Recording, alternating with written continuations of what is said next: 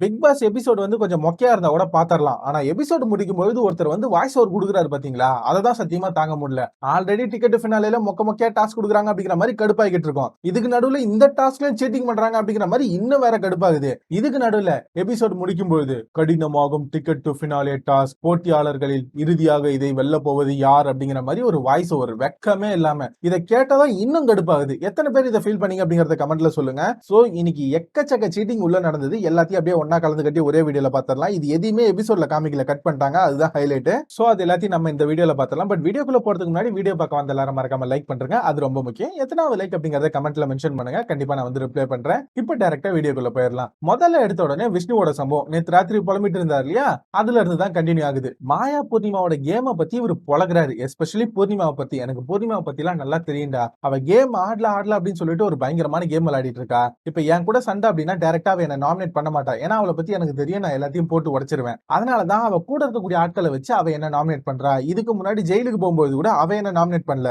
ஆனா அவ கூட இருக்கக்கூடிய ஆட்களை வச்சு என்ன நாமினேட் பண்ண வச்சு ஜெயிலுக்கு அமிச்சிட்டா. இந்த மாதிரிதான் அவ ஒரு கேம் விளையாடிட்டு இருக்கா அப்படிங்கிற மாதிரி விஷ்ணு பிரிக்கிறாப்ல. அது மட்டும் இல்லாம இந்த பக்கம் ரவீனாவும் உட்காந்து ஆமா அவங்க கேம் விளையாடல அப்படின்னு சொல்லிட்டு ஒரு கேம் விளையாடுறாங்க.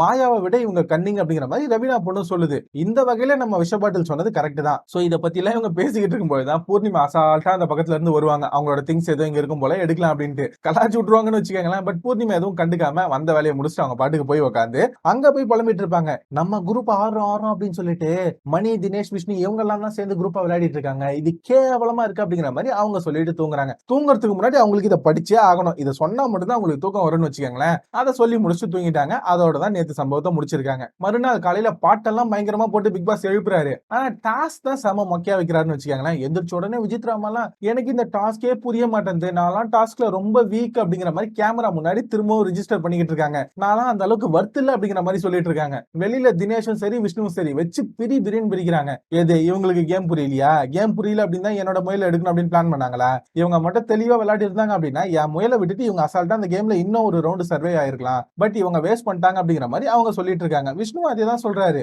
கேம் விளையாட தெரியல அப்படின்னா விட்டு போங்க, அதை விட்டு எதுக்காக இந்த மாதிரி வந்து எல்லாரும் ஏமாத்திட்டு இருக்கீங்க அப்படிங்கிற மாதிரி விஷ்ணு நல்லா கீழ்ச்சாருன்னு வச்சுக்காங்களேன். பட் விசித்ரா எனக்கு கேமே விளையாட தெரியல அப்படிங்கிற மாதிரி கேமரா முன்னாடி ரொம்ப அவலா பதிவு பண்ணிட்டு இருந்தாங்க. இதுக்கப்புறம் பிக் பாஸ் நான் மார்னிங்கே கொளுத்தி போறேன்டா அப்படிங்கிற மாதிரி நேத்து நடந்த டாஸ்கை வச்சு ஒரு மார்னிங் ஆக்டிவிட்டி கொடுக்குறாப்ல.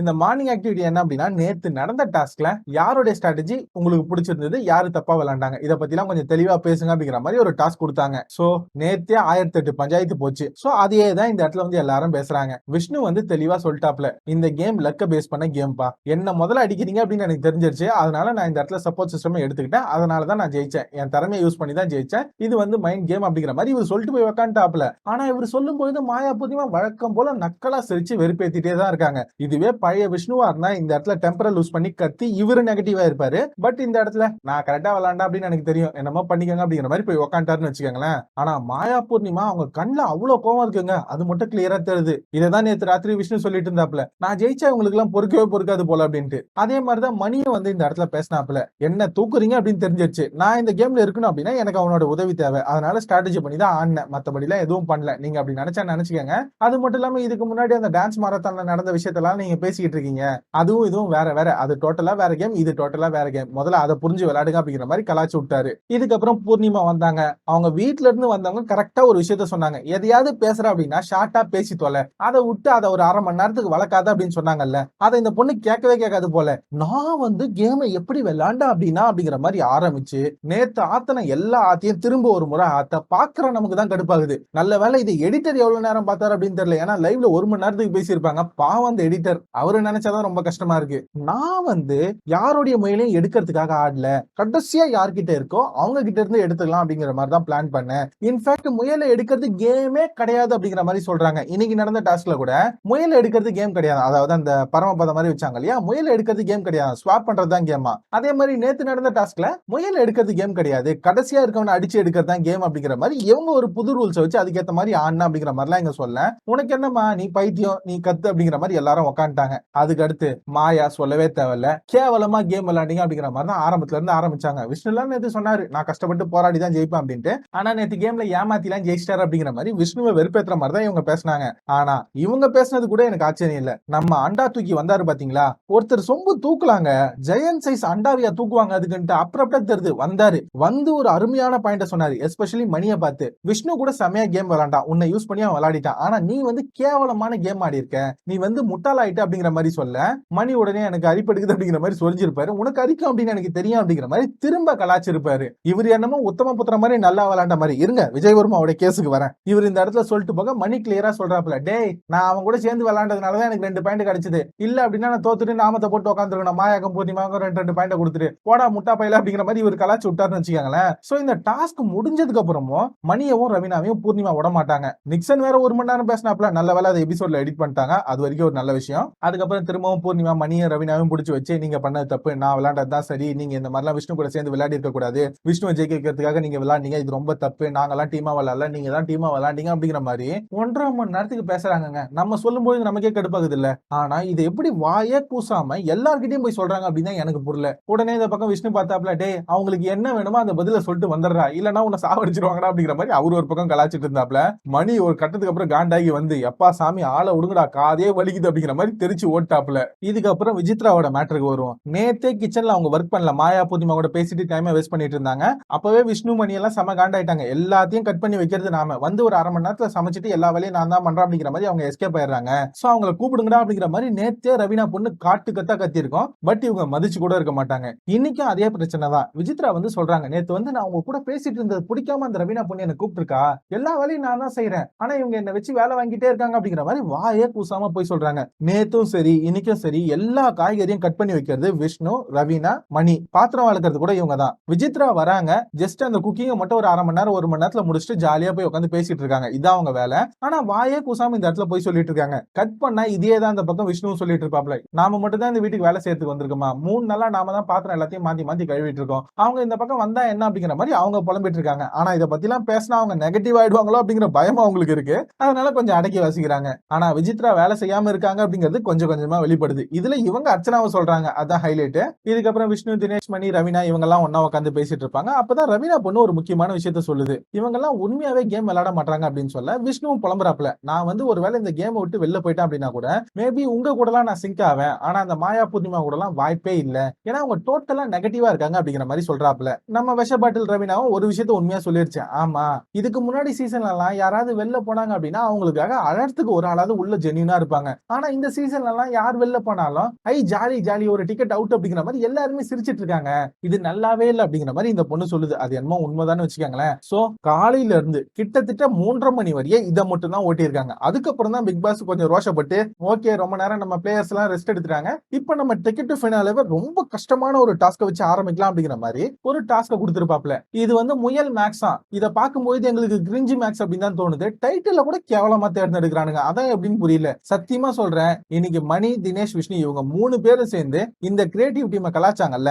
அது நியாயம் தான், ஏன்னா அந்த அளவுக்கு மொக்கையான டாஸ்க படிக்கும் போதே தினேஷ் இந்த இடத்துல காண்டாயிட்டாப்ல, அட போங்கடா இதுவும் லக் பேஸ்ட் டாஸ்க் அப்படின்னா எனக்கு செட்டே ஆகாது அப்படிங்கிற மாதிரி ஒரு மாதிரி வெறுப்பாயிட்டாப்ல. ஒண்ணு இல்ல, ஒரு 14 ஸ்டெப் இருக்கு, 8 பேரும் வந்து லைனா நிக்கணும், கார்டை ஸ்வைப் பண்ணி எடுப்பாங்க, அதுல யாருக்கு எந்த கார்டு வருதோ அதுபடி முன்னாடி போகணும். சப்போஸ் இந்த பரமபதத்துல பாம்பு வந்தா பின்னாடி வருவாங்க இல்லையா, அதுக்கு பதிலா இந்த இடத்துல கார்டுல வந்து பேக் அப்படின்னு இருந்தா பின்னாடி போனோம் அப்படிங்கிற மாதிரி ஒரு டாஸ்க் ஆரம்பிச்சாங்க. இதுல வேற ஆரம்பிக்கிறதுக்கு முன்னாடி எனக்கு இந்த கலர் வேணும் அந்த கார்டு வேணும் அப்படிங்கிற மாதிரி ஒரு சின்ன சண்டை நடந்திருக்கும். அதுக்கப்புறம் எல்லாரும் உள்ள போய் நின்ட்டாங்கன்னு வச்சுக்கோங்களேன், ஸ்வாப் பண்ணி கார்டு எடுத்து ஆரம்பிப்பாங்க.